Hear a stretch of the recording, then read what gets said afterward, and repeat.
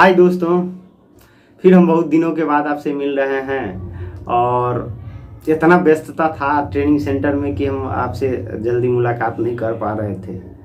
और सोचे कि चलिए अभी छुट्टी मिला है हम लोग को होली का, तो सोचे कि चलिए आप लोग से कुछ बात कर लें। सबसे पहले तो हम आपको होली की ढेर सारे शुभकामनाएं देना चाहते हैं। देखिए, होली तो रंग का त्यौहार है और हम भगवान से प्रार्थना करते हैं कि आपकी ज़िंदगी भी रंगों से भर दे हो, ठीक ना। और इसके लिए आप बहुत हद तक सफलता के मुकाम पर पहुंच चुके हैं और इस सफलता में जो ये लास्ट का दिन 30 दिन बचा हुआ है लगभग, ये 30 दिन बहुत मायने रखेगा, क्योंकि यही 30 दिन जो है ना, अब ये देखिए ये 30 दिन जो होता है ना कि अब आपको मतलब उथल पुथल सा रहेगा।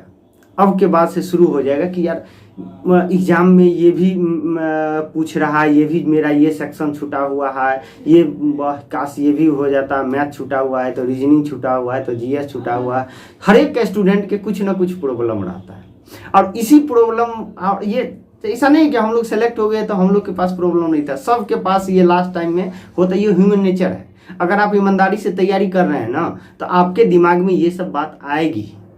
और ये आने का मतलब ऐसा नहीं कि आपका तैयारी नहीं है, आप तैयार हैं, फुल्ली तैयार हैं। और आप जो है ना इसको, ये ह्यूमन नेचर है, वो आते रहेगा। हाँ, लेकिन इस 30 दिन में ना कुछ 30 दिन या अभी से लास्ट टाइम में कुछ न कुछ आपके लिए सावधानी बरतनी चाहिए कि इसमें अपना टाइम हम खराब नहीं करें। टाइम खराब करने का मतलब हम नहीं करने का मतलब ये बोले ना कि आप देखिए, अगर ये बात तो दिमाग में आ रहा होगा कि क्या करें क्या नहीं करें कैसे करें, बस इसमें जो है ना आपको जो है अपना तैयारी जो कर रहे हैं उसको मेंटेन रखना पड़े। मेंटेन रखिए।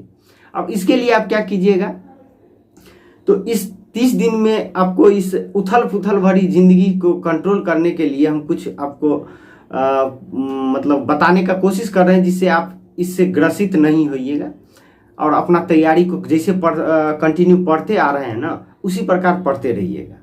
और उसी से रिलेटेड हम आपको कुछ बता रहे हैं। सबसे पहले बता रहे हैं कि 30 दिन में आप क्या करें।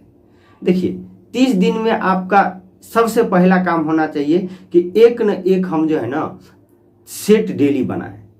ये फिक्स रखिए। अब जो है ना, अब से एग्जाम तक, हम एग्जाम तक का बात करें, आप तकरीबन 30 दिन बचा है, एक सेट आप डेली बनाइएगा। इसके बाद ये 30 दिन को इस प्रकार से लेके चलिए कि ये आपके जिंदगी का ना आखिरी 30 दिन है। कि मतलब आखिरी 30 दिन कहने का मतलब ये मरने के लिए नहीं, कि इसी 30 दिन में हम इतना डू एंड डाई वाला गांधी जी का नारा है ना, डू एंड डाई, बस उसी को फोकस कीजिए कि नहीं ये 30 दिन जो है ना इतना पढ़ लें कि इसके बाद लाइफ में हमको पढ़ने का जरूरी नहीं है। वो बात अलग है कि आप बाद में भी पीएससी का तैयारी कीजिए, लेकिन इस 30 दिन को इतना यूज कर लीजिए ना कि फिर दोबारा आपको मेरिट के लिए सोचना ना पड़े। और उसके लिए आप क्या क्या कीजिएगा, उसके लिए सबसे पहला आप काम कीजिएगा कि जितना अधिक से अधिक पढ़ें। कोशिश कीजिएगा कि टेबल चेयर पर जो है ना अधिक से अधिक टाइम इन्वेस्ट करें हम। और उस टाइम के कम से कम, देखिए हर एक का एफिशिएंसी अलग अलग होता है, कोशिश कीजिएगा कम से कम 10 घंटा जरूर यूज करें इस 30 दिन में। और इस 10 घंटा में आप क्या कीजिएगा, जो चीज़ आप पढ़े हुए हैं उसको रिवाइज कीजिएगा। और क्या नहीं कीजिएगा ना वो हम सबसे पहले बता देते हैं कि जो चीज़ अभी तक आप नहीं पढ़े हैं, मतलब कभी नहीं पढ़े हैं और लग रहा है कि ये भी जरूरी है, तो मतलब कोशिश कीजिएगा उस पर टाइम इन्वेस्ट मत कीजिए। जो नहीं पढ़े हैं उसको छोड़ दीजिए। हाँ, जो पढ़े हुए हैं साल 6 महीना साल भर में जो पढ़े हैं उसका बेटर से बेटर आप रिवाइज कीजिए, जिससे कि वो आउटपुट आपके दिमाग में आ जाए। क्योंकि यही जो 30 दिन होता है ना, यही 30 दिन और लास्ट का टाइम होता है, क्योंकि आप लोग अंतिम समय में पहुंच चुके हैं और इसी अंतिम समय में जो है सो आपको सफलता, अपना प्रेशर को साइड करके सफलता लेना है। अब आपका प्रेशर का दिन शुरू लगभग हो गया होगा, लेकिन मेरा काम है कि मतलब हम सोचते हैं कि जैसे हम लोग भी प्रेशर में झेले थे और जितना लोग सक्सेस हुआ है ना लास्ट टाइम में, वो हर एक लोग प्रेशर में आता है। और अगर आपके पास प्रेशर आ रहा होगा, मान सकते हैं, तो आप एक नए नहीं है। ये जो समझ जाइए कि स्टडी का एक पार्ट है प्रेशर आना, और आ रहा होगा, इसी को झेलते हुए आप सेलेक्ट हो जाइएगा। फिर इसके बाद जिस दिन सेलेक्ट हो जाइएगा ना, आपका सारे का सारे प्रेशर खत्म। अब हम बताते हैं कि और क्या क्या कीजिएगा। डू एंड डाई के ओर से चलिएगा। देखिए 10 घंटा हम बोले कि पढ़िए, इसके बाद आपको कम से कम एक्स्ट्रा भी टाइम मिल रहा है तो आप कीजिए। आप 10 घंटा कह रहे हैं तो ये मत सोचिएगा कि बहुत लोग IAS 6 घंटा में IAS बन जाता है। इसीलिए लास्ट टाइम में हर जो कोई भी एग्जाम क्लियर करता है तो पढ़ता ही है।